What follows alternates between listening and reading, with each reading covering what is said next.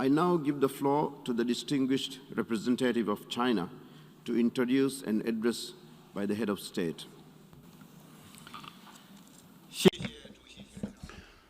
Thank you, Mr. President. Mr. President, I now have the honor to present the statement by His Excellency President Xi Jinping of the People's Republic of China.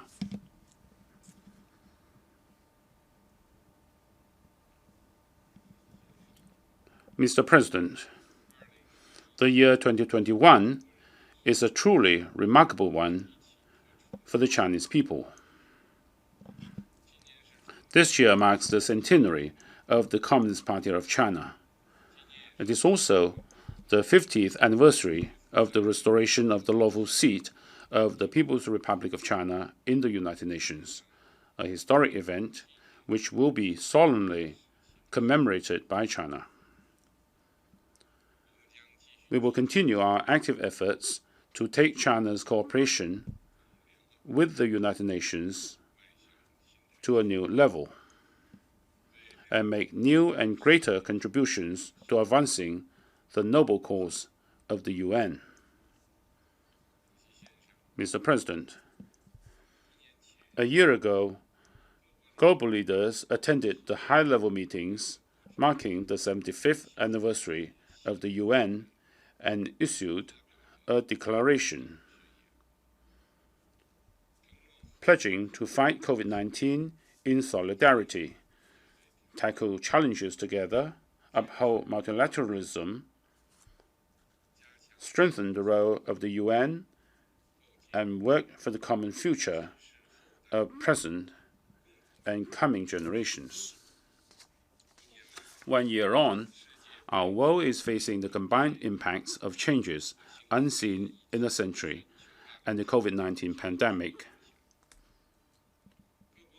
In all countries, people long for peace and development more than ever before. Their call for equity and justice is growing stronger, and they are more determined in pursuing win-win cooperation. Right now, COVID-19 is still raging in the world, and profound changes are taking place in human society. The world has entered a period of new turbulence and transformation. It falls on each and every responsible statesman to answer the questions of our times and make a historical choice with confidence, courage, and a sense of mission. First, we must beat COVID-19 and win this decisive fight crucial to the future of humanity. The history of world civilization is also one of fighting pandemics. Rising to challenges, humanity has always emerged in triumph and achieved greater development and advancement. The current pandemic may appear overwhelming, but we, humanity, will surely overcome it and prevail. We should always put people and their lives first and care about the life, value, and dignity of every individual. We need to respect science, take a science-based approach,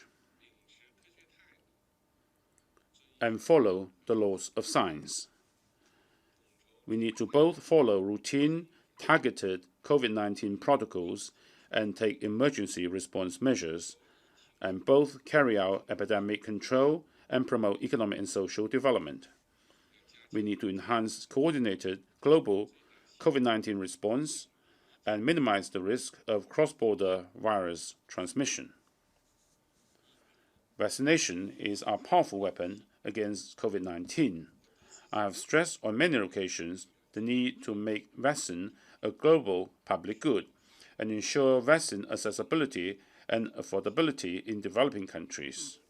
Of pressing priority is to ensure the fair and equitable distribution of vaccines globally. China will strive to provide a total of 2 billion doses of vaccines to the world by the end of this year. In addition to donating $100 million to COVAX, China will donate 100 million doses of vaccines to other developing countries in the course of this year. China will continue to support and engage in global science-based origins tracing and stands firmly opposed to political maneuvering in whatever form.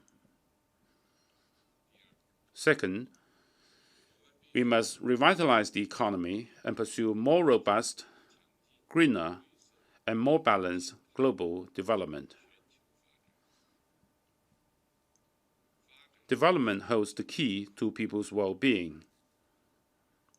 Facing the severe shocks of COVID-19, we need to work together to steer global development towards a new stage of balanced, coordinated, and inclusive growth. To this end, I would like to propose a global development initiative. Staying committed to development as a priority, we need to put development high on the global macro policy agenda, strengthen policy coordination among major economies, and ensure policy continuity, consistency, and sustainability. We need to foster global development partnerships that are more equal and balanced, forge greater synergy among multilateral development cooperation processes, and speed up the implementation of the UN 2030 Agenda for Sustainable Development.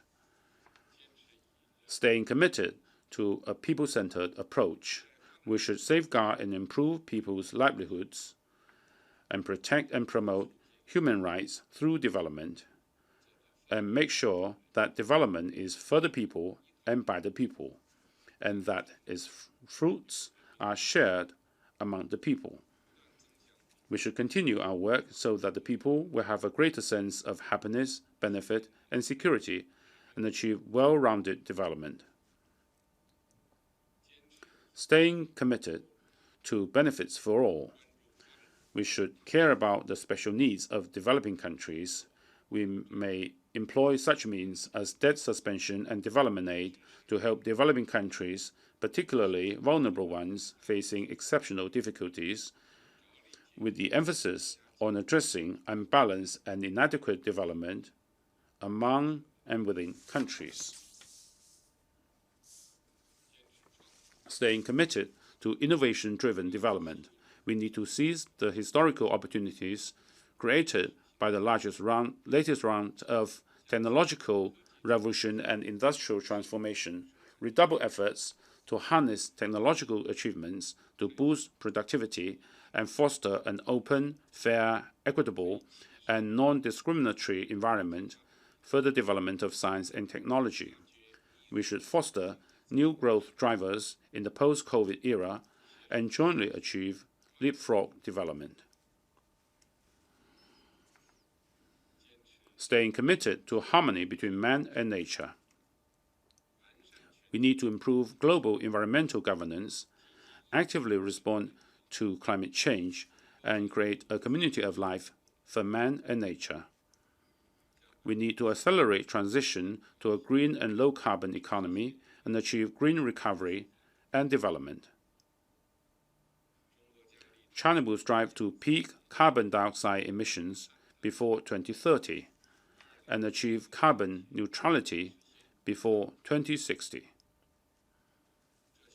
This requires tremendous hard work, and we will make every effort to meet these goals.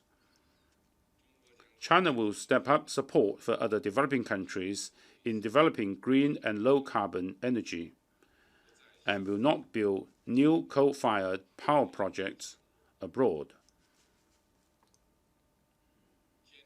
Staying committed to results-oriented actions, we need to increase input in development, advance on a priority basis cooperation on poverty alleviation, food security, COVID-19 response and vaccines, development financing, climate change and green development, industrialization, digital economy, and connectivity, among other areas, and accelerate implementation of the UN 2030 Agenda for Sustainable Development, so as to build a global community of development with a shared future.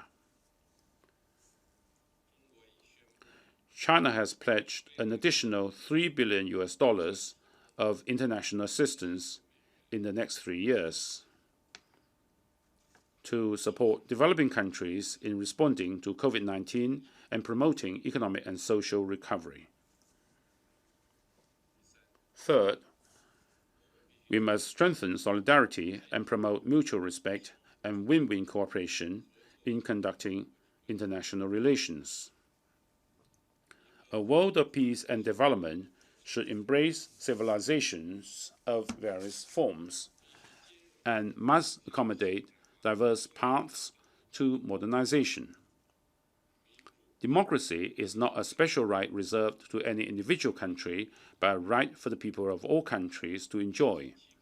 Recent developments in the international situation show once again that military intervention from the outside and so-called democratic transformation entail nothing but harm.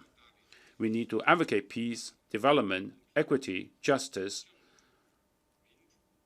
democracy, and freedom, which are the common values of humanity, and reject the practice of forming small circles or zero-sum games. Differences and problems among countries, hardly avoidable, need to be handled through dialogue and cooperation on the basis of equality and mutual respect. One country's success does not have to mean another country's failure. And the world is big enough to accommodate common development and progress of all countries. We need to pursue dialogue and inclusiveness over confrontation and exclusion. We need to build a new type of international relations based on mutual respect, equity, justice, and win-win cooperation, and do the best we can to expand the convergence of our interests and achieve the biggest synergy possible. The Chinese people have always celebrated and striven to pursue the vision of peace, amity, and harmony. China has never and will never invade or bully others or seek hegemony. China is always a builder of world peace, contributor to global development, defender of the international order, and provider of public goods. China will continue to bring the world new opportunities through its new development. Fourth, we must improve global governance and practice true multilateralism. In the world, there is only one international system, i.e., the international system with the United Nations at its core. There is only one international order, i.e., the international order underpinned by international law. And there is only one set of rules, i.e., the basic norms governing international relations underpinned by the purposes and principles of the UN Charter. The UN should hold high the banner of true multilateralism and serve as the central platform for countries to jointly safeguard universal security, share development achievements, and chart the course for the future of the world. The UN should stay committed to ensuring a stable international order, increasing the representation and say of developing countries in international affairs, and taking the lead in advancing democracy and rule of law in international relations. The UN should advance in a balanced manner, work in all the three areas of security, development, and human rights.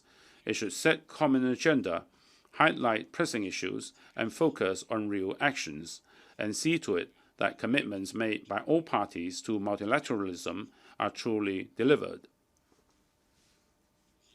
Mr. President, the world is once again at a historical crossroads.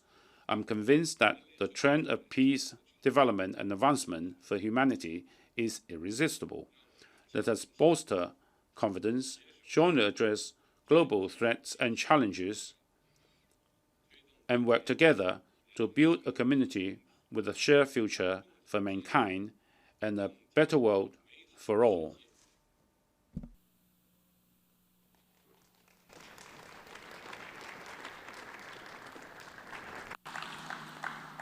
On behalf of the General Assembly, I wish to thank the President of the People's Republic of China for the statement just made.